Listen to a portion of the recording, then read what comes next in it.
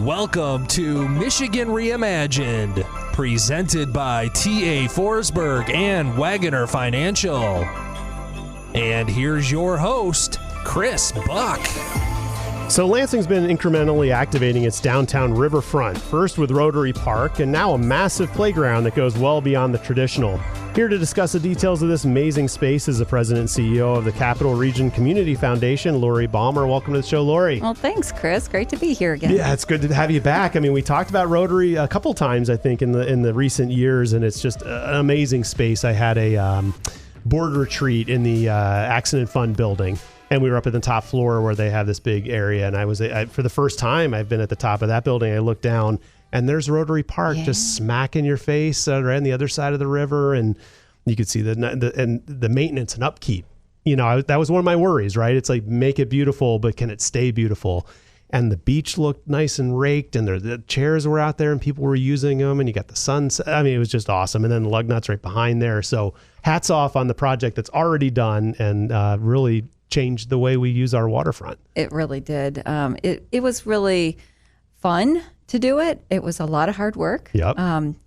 You know, some naysayers, you know, you're going to get that, and you just keep going. You just keep going. And it did turn out really well. And Parks and Rec tells us it's the #1 used park in all of the Lansing parks. Fantastic. Yeah. Love to hear that too. And, you know, there's the vibrancy piece, and then there's like kind of the safety piece and having the right people activating the spaces. And I don't mean to say that in any kind of a callous way, but it can, you know, where there aren't a lot of people, there's an opportunity for danger, right? And people that are, you know, bad actors, right? And so I think activating that riverfront, the city deserves it, the community deserves it, and it's now a really just bright and fresh place to go spend time that I think we can all be proud of. So the city is a wonderful partner in this. Yeah, and couldn't do anything. The Community Foundation couldn't do anything without them, and the support of the mayor and city council and just the people. Right. The people want this. That's fantastic. So talk a little bit about the foundation itself. I mean,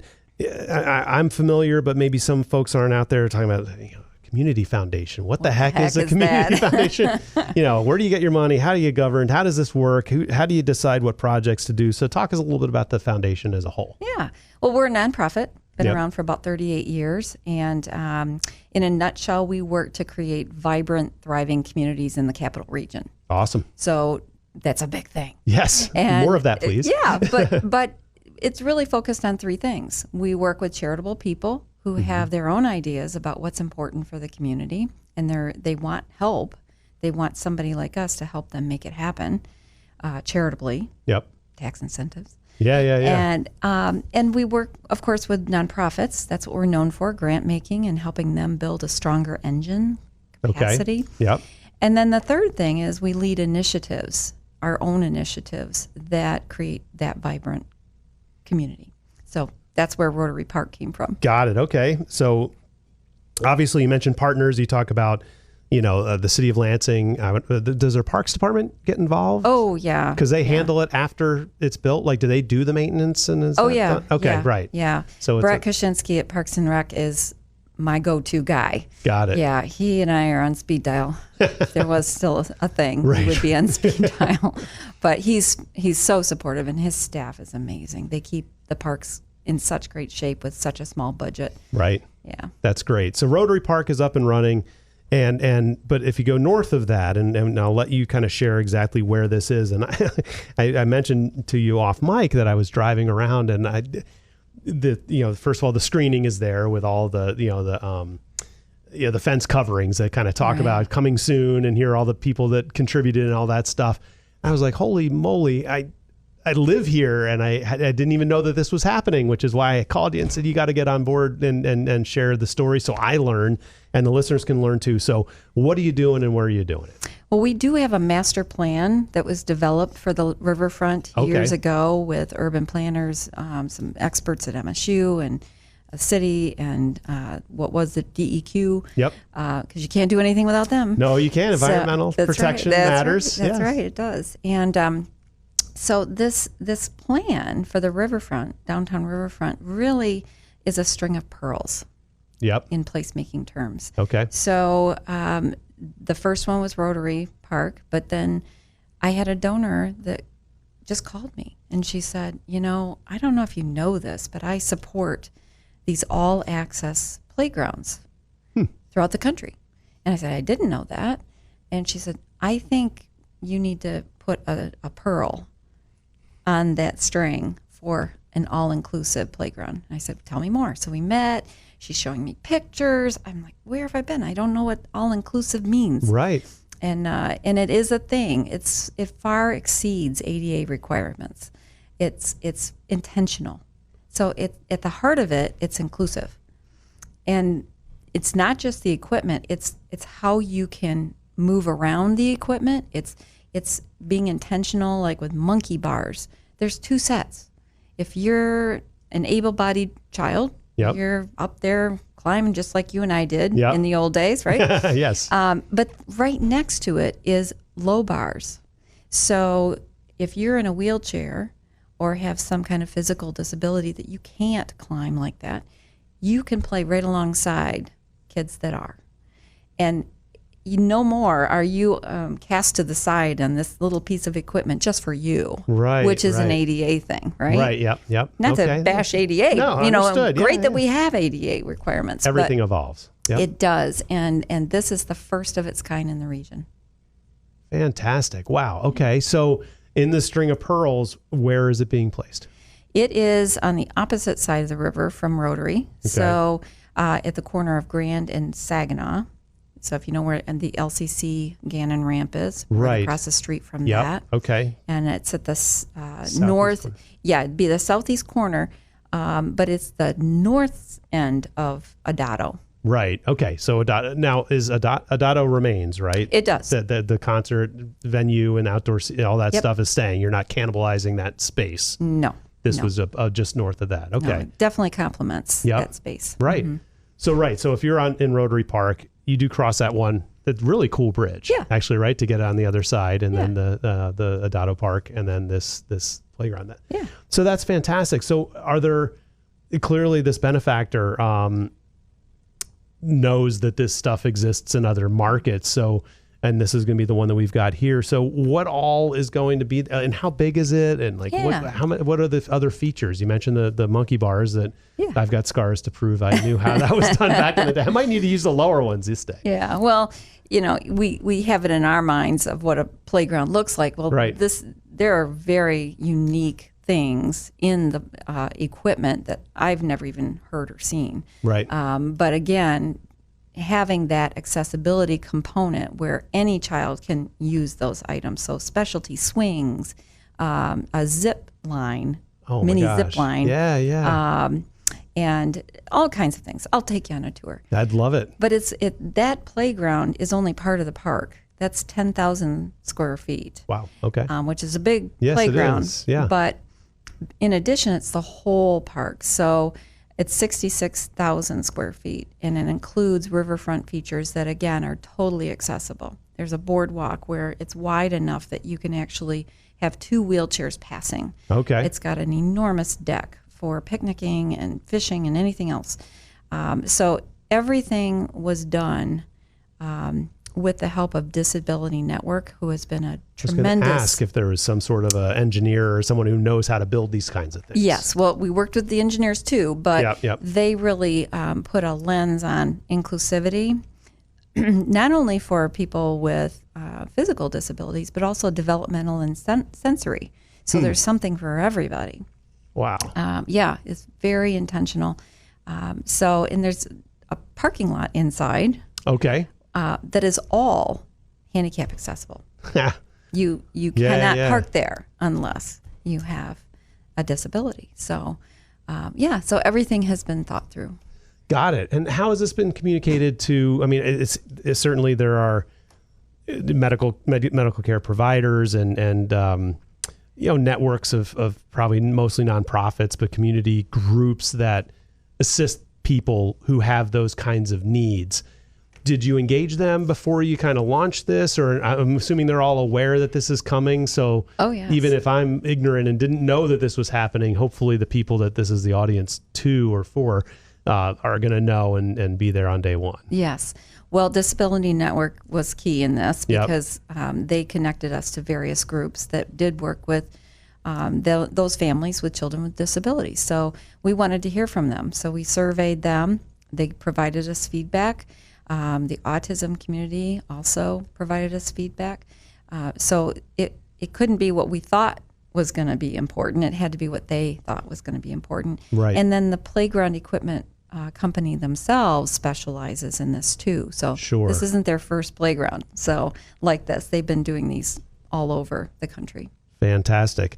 Well, I don't think he's involved in this project, but I do want to pause for a moment to thank our friends at the Forsberg Real Estate Company. And when it comes to creating commercial and residential spaces, there's no one I trust more than my friends at the Forsberg Real Estate Company. Brent Forsberg and his team take a holistic approach in creating an environment that suits your needs while creating a foundation for a prosperous community. Since the 1950s, Forsberg's been a name to trust if you're looking to partner on a project, occupy a great space to live or work, or simply follow one of the great thought leaders of our state. Reach out to my friends at Forsberg Real Estate Company by calling 517-349-9330 or check out their website at lansingrealestate.com. You won't regret it. So this space, is, you mentioned it's the first one in our region. Does Michigan have any of these anywhere else in the state? Yes, there are several. The closest ones are in Grand Rapids and Commerce Township. Okay. Got So it. an hour away. Right. So it will be a destination for us. No question. Travelers and Visitors Bureau aware of this? Absolutely. Yeah, The Convention and Visitors Bureau has been great in terms of promoting Rotary Park and now the playground. So, and they've worked hard to establish Lansing as an autism friendly, developmentally friendly community. So this is just another tool in that tool belt. And it's right here in the core, right? So this isn't out in the suburbs, this is right by, like I said, Rotary Park and Lugnut Stadium and all the hotels and conference centers and all that kind of stuff. So, well, our goal is to create a very vibrant downtown, a vibrant Michigan Avenue corridor.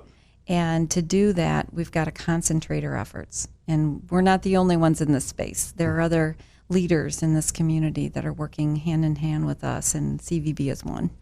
Who else? I would imagine it takes many hands to make light work, right? So you've got the benefactor. I don't know if you're willing to share who that is or if they wanted to remain anonymous, but kind of who are the other folks that are kind of bringing this to life? Yeah, well, there were several individuals that came forward with major gifts. We're talking six-figure gifts. Wow, nice. Yeah, but we also relied on the business community to step up and sponsor various components. And the greatest one, of course, is AF Group. Yeah. It's right down the street from AF Group, and we're so grateful to them for taking a lead on that. But Case Credit Union had started a similar project years ago.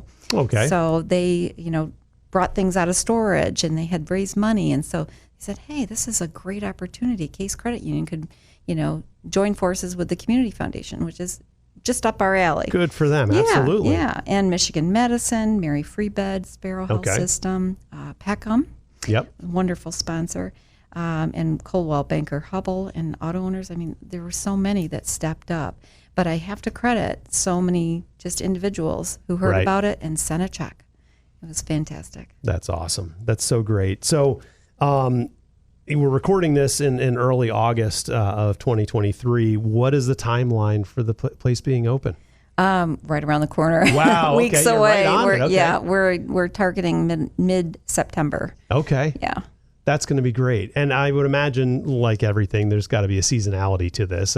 Right? Is it going to be open or activated or plowed and stuff for winter stuff? How does that work? I thought it would be seasonal. Yeah. But I'm told parks in Michigan, especially in our area, are used through the winter because we have such mild winters these days. So, wow. Yeah. So we expect people to be using it throughout the year. Good.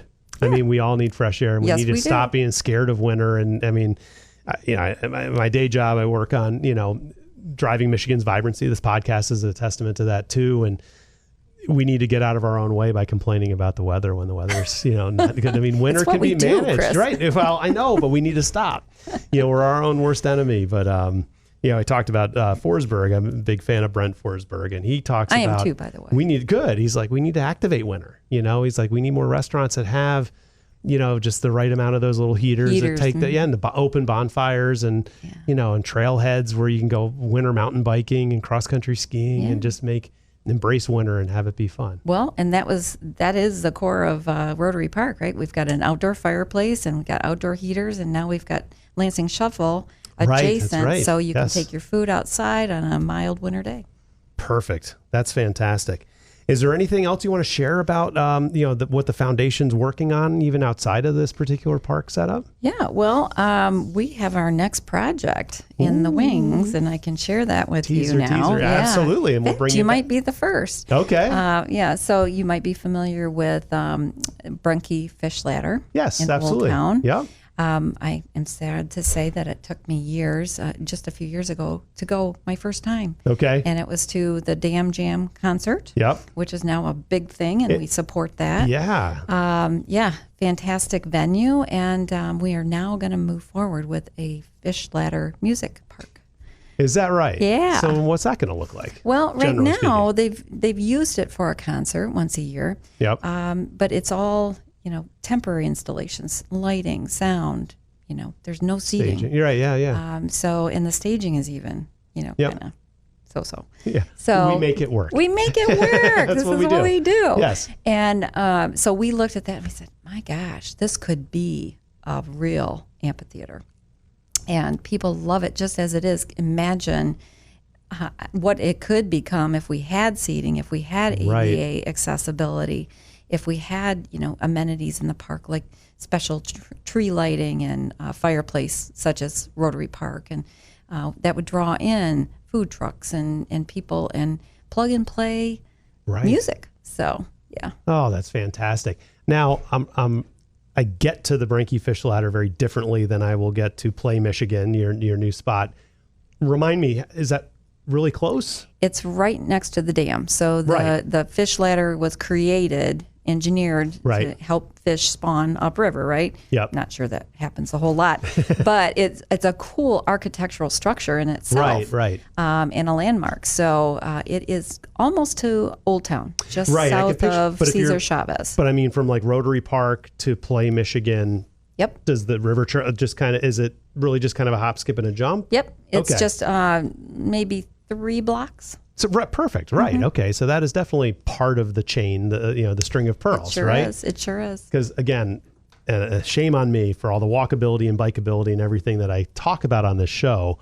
I would drive to Rotary Park very differently than I would drive to the Brunke Fish Ladder. Yeah. But when you use the trail that is really activated, and I even read in the paper that there was a part that was under construction for a while that's now reopened. So I need to get back on the trail. Yeah, it's very nice, very nicely done. That's fantastic. Well, I appreciate all you're doing, and I'm sure you've got an army at the foundation that's helping you get this all done. But excuse me, we've been talking to the president and CEO of the Capital Region Community Foundation, Laurie Baumer. How can people learn more? What's your website or social handles? Yes, it's ourcommunity.org. And we encourage people to follow us on Facebook to follow the progress. Fantastic. Thank you so much for being here, Laurie. Thank you.